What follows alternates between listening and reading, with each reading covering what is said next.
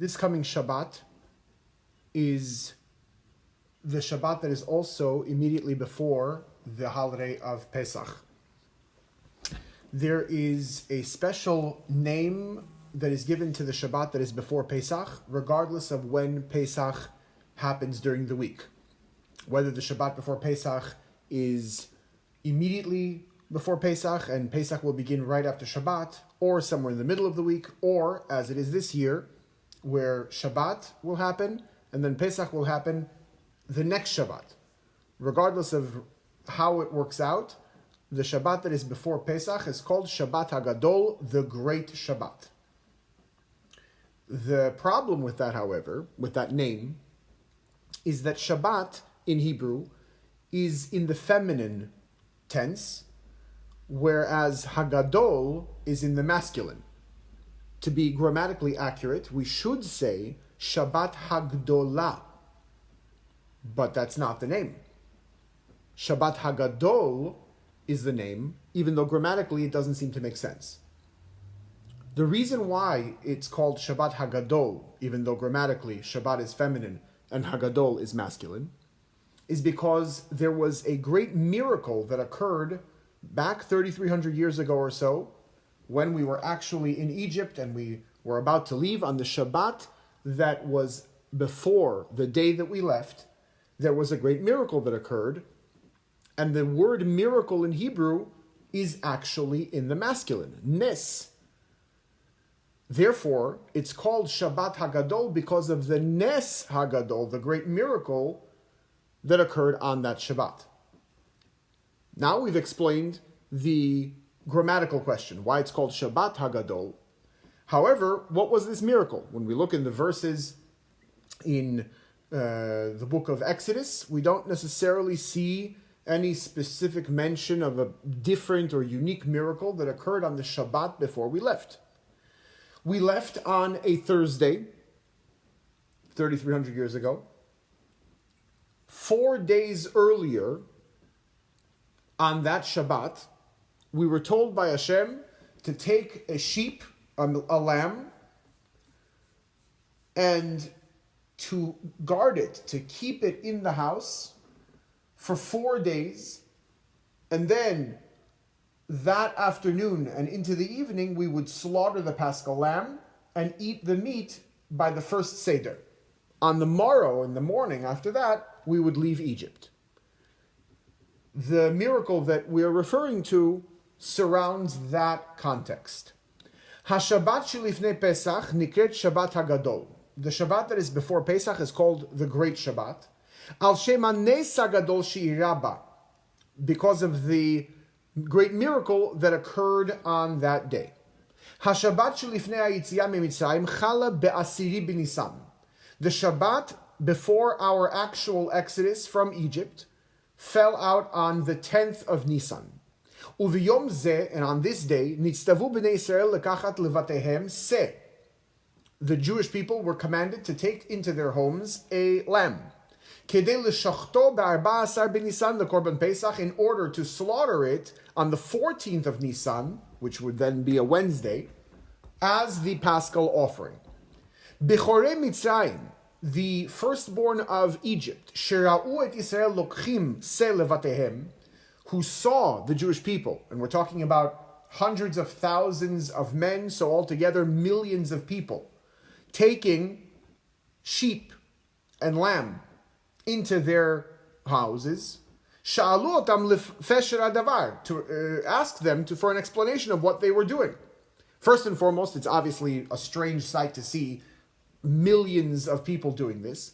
And secondly, the lamb was one of the deities of the Egyptians' idolatry.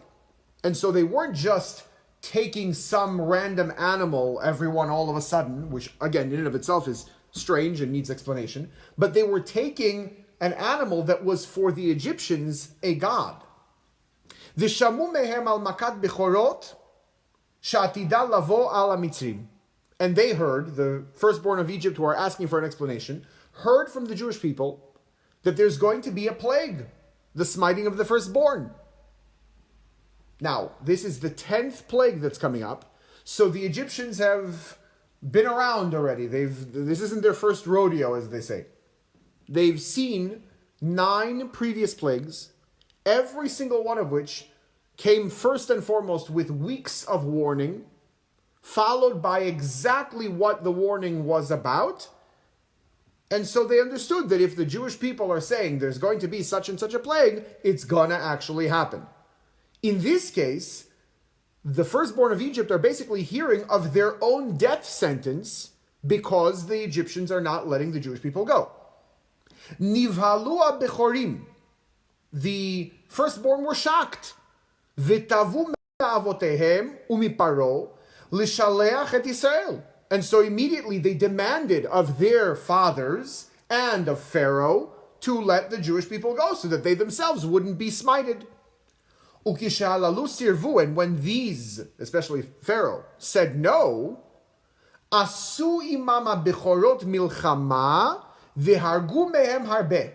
The sages tell us that there was actually a civil war which took place between the firstborn of Egypt, who wanted to stay alive and not be smited, and those, especially in positions of authority, who did not allow for the Jewish people to leave. And many were killed. So Egyptians killing Egyptians. Al kach ne'emar, this is what the verse in Psalm says, Lemakeh Mitzrayim bivchorehem ki leolam chasto. To the one who smited Egypt with their firstborn, because his kindness is forever, is eternal. We thank God for many things because his kindness is eternal. One of them is that he smited the Egyptians with their firstborn. There are 2 ways of reading this phrase in Hebrew, Lemakeh Mitzrayim bivchorehem. The simple way is that God smited the firstborn of Egypt. He smited Egypt specifically with their firstborn, smiting their firstborn. But the deeper way of reading it, based on this backstory that we've just heard, is that he smited Egypt with their own firstborn, meaning he turned their own firstborn on them. That's the great miracle that we are marking on the Shabbat that is before Pesach. Yesh lehavin et pesher hanes. We really have to understand the explanation of this miracle. In other words, what's so miraculous? Seemingly, it's a logical story. A massive group or constituency of the Egyptians, hears that there is a plague that will smite specifically them, unless the Jewish people are allowed to leave. They go to those who can release the Jewish people and demand that they do so. When they refuse, those that need the Jewish people to be let go in order that they should survive, try to get those that are saying no out of power by killing them in order to survive. That sounds relatively straightforward and logical. What's the miracle? L'chora, seemingly, d'guvat bechorei Mitzrayim hayta tiv'it lemadi. Seemingly, the response of the firstborn of Egypt was completely natural. Hem pashut chashashu l'chayhem. They simply were concerned for their own lives. La'achar shera'u she'azharotav shel Moshe, after they saw that the warnings of Moshe ochei nitkaimu betisha makot hakodmot, when they saw that the warnings of Moshe actually came to fruition in the previous 9 plagues. V'lochein, and therefore nilchamu im avotehem v'im paro, therefore they made a war with their fathers and with Pharaoh, with those that were in charge. So it doesn't seem miraculous. It seems normal and logical. Shenit, secondly, this was an internal fight amongst the Egyptians themselves. Why should we, as the Jewish people, celebrate this every single year, or mark this every single year? Many, many different holidays and special days on the Jewish calendar exist when a particular nation wanted to hurt us, to destroy us, and God saved us. That makes sense to celebrate because it relates to us directly.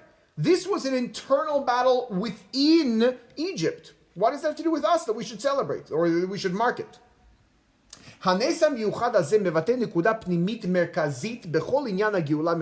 fact, This particular miracle expresses the most fundamental point of the entirety of the Exodus from Egypt.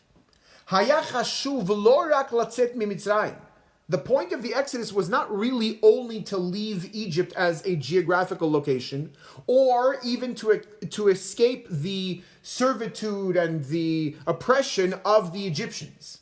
Rather,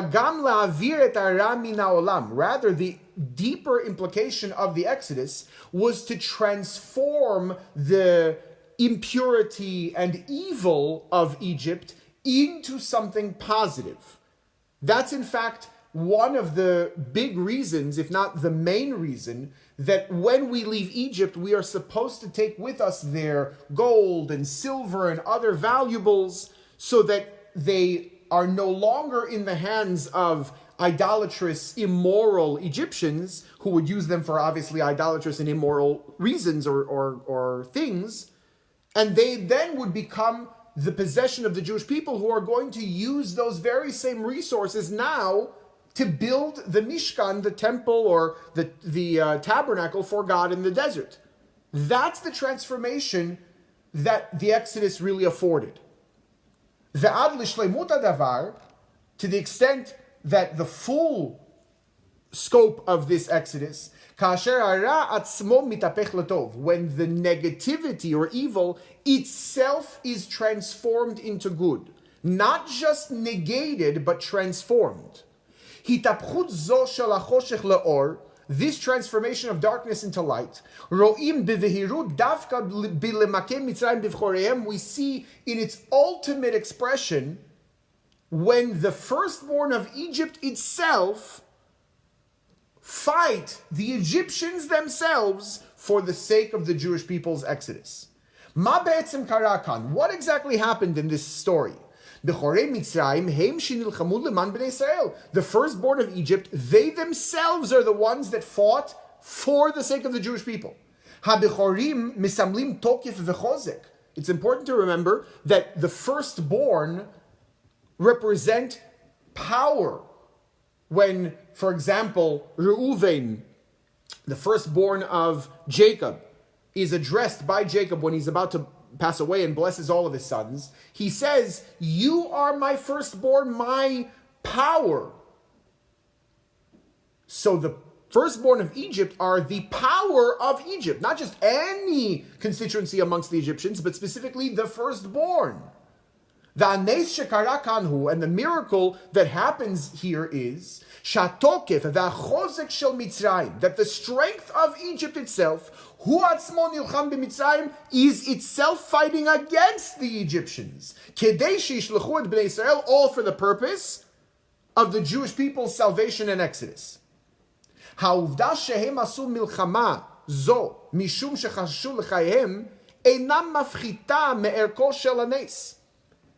The fact that the firstborn of Egypt made this war, fought this war for the sake of the Jewish people's exodus, really because they were worried about their own lives, actually does not take away from the miracle at all.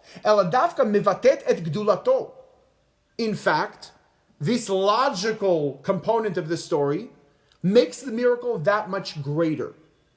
There are, generally speaking, two kinds of miracles. One, a miracle that breaks the laws of nature. In the context of the Exodus, we of course have one great example where the Jewish people have already left Egypt. They are on the 7th day from their Exodus. They are faced with the water of the Sea of Reeds in front of them, the pursuing Egyptian cavalry behind them, and God needs to save them. And so he breaks the laws of nature. He can do that because, of course, he's in charge of everything, including nature. He splits the sea, makes dry land, they go through, the Egyptians follow, and they are drowned. Another kind of miracle is a miracle that is within the laws of nature and does not break them. The example of Purim is one such miracle where the Jewish people need salvation. And when we look at the story from a very kind of a superficial perspective, there doesn't seem to be any kind of special occurrence. Everything seems to line up just right, and all the details seems to fall exactly into place, and all of a sudden the Jewish people are saved. But there's no, wow, fireworks, kind of a conspicuous divine intervention. On the surface, it might seem that a miracle that breaks the laws of nature, that kind of a conspicuous divine intervention, is more powerful than an inconspicuous one. But the reality is that exactly the opposite is true. If we imagine, for example, playing golf with the President of the United States, right? He's the President, he can do whatever he wants. If I'm playing golf with the President of the United States and he's a horrible golfer, but every single time he hits the ball not well, he says, oh, that was a practice one. And at the end, he defeats me, he beats me in golf, because every single time he wanted to, he actually broke the rules and made his shot not count, whereas I couldn't do that, and therefore he got a better score. Can he do that? Yes, he's the president. Is he a better golfer than me? No, because he broke the rules. If, on the other hand, I'm golfing with the president and he can break the rules if he wants to, but he doesn't, and he defeats me, that's because he's a better golfer than me. God can do anything. But when God needs to, for example, effectuate the salvation of the Jewish people when they are faced with the waters of the Sea of Reeds in front of them and the Egyptians behind them, for whatever reason, God couldn't, as it were, effectuate that salvation without breaking the rules of nature. Can he do that? Yeah, he's God. But the fact that he needs to do that actually shows a certain level of inability to function within nature and still effectuate that salvation. When we have, for example, the miracle of Purim, or the miracle that is this war, this civil war that occurred in Egypt, when that miracle is garbed in the rules of nature, God effectuates the salvation and can do so without having to break those rules. That's a more powerful show of God's strength. He doesn't need to break the rules in order to do what he needs to do.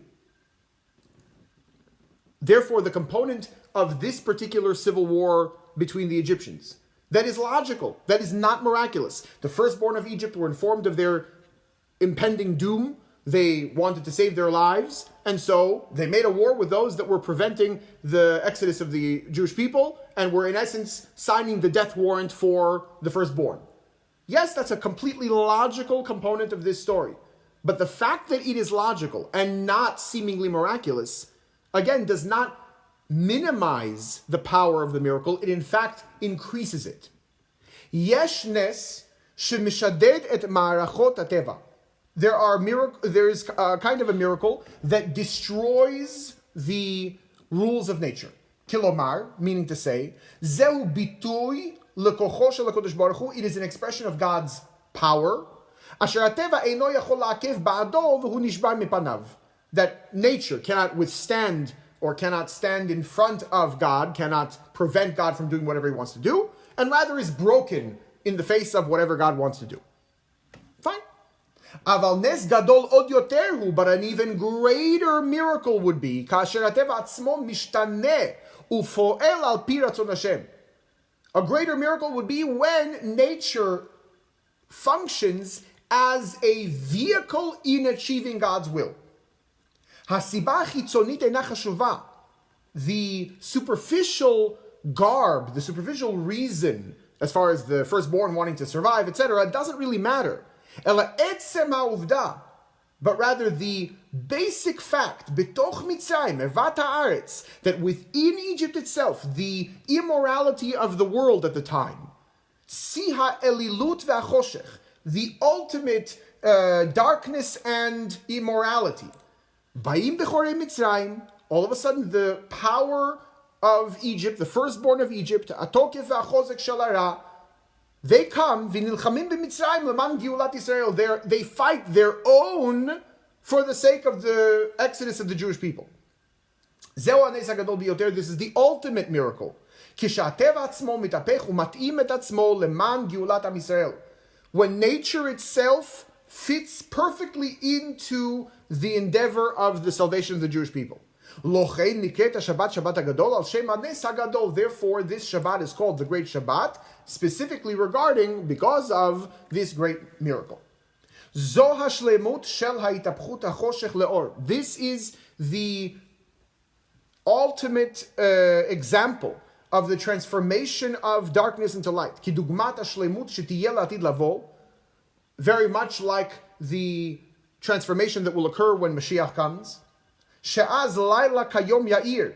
That then night like day will shine. Ve'ochen ne'emar, and in fact, the prophet tells us, Ki me'tzeischa me'et Mitzrayim arena niflaot. Like in the days of your leaving Egypt, I will show you wonders. In other words, that the exodus from Egypt 3,300 years ago serves as not only an event from a long time ago, but in fact serves as the prototype for every subsequent redemption that occurred in Jewish history and that will occur with the coming of Mashiach. When the Jewish people involve themselves in learning Torah and fulfilling the commandments with self-sacrifice, without caring or being affected by the world that is around them. For example, when the Jewish people in Egypt took the lamb without caring what the Egyptians would say and what they would think and what they would do. Remember that this was a deity of the Egyptians at the time. Nevertheless, they took it, they were clear and they were open about the fact that they were going to slaughter it. Bahanes, because of that, the miracle came. That the world itself, in this case the firstborn of Egypt, fought for the sake of the redemption of the Jewish people themselves. The Jewish people have to announce to the entirety of the world that we are ready for the redemption. And then we will reveal not only that the world will not stand in our way, but in fact will assist us, will fight against anything that stands in the way of our salvation.